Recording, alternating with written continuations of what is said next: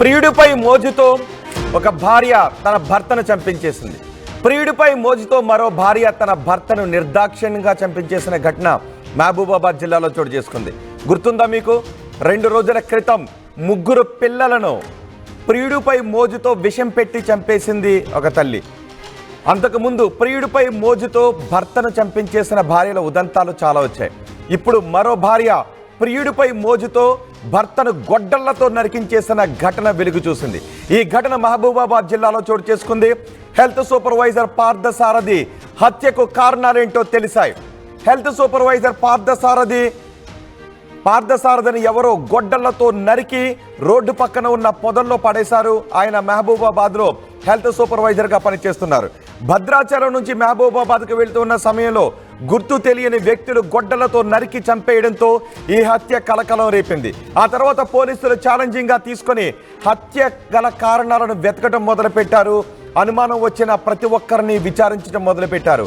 పోలీసుల విచారణలో షాకింగ్ విషయాలు తెలిసాయి.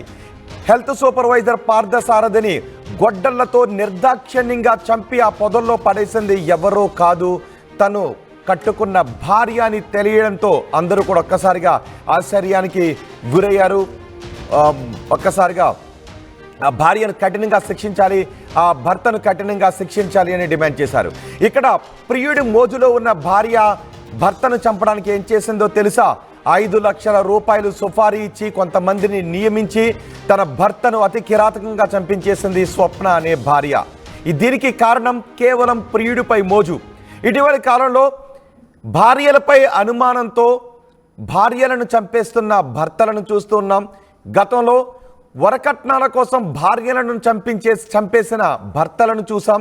కానీ ఇటీవలి కాలంలో ప్రియుడిపై మోజుతో కన్న బిడ్డలను చంపేస్తున్న తల్లులు, ప్రియుడిపై మోజుతో కట్టుకున్న భర్తలను సుపారీ ఇచ్చి చంపించేస్తున్న భార్యల ఉదంతాలు వెలుగు చూస్తూ ఉన్నాయి.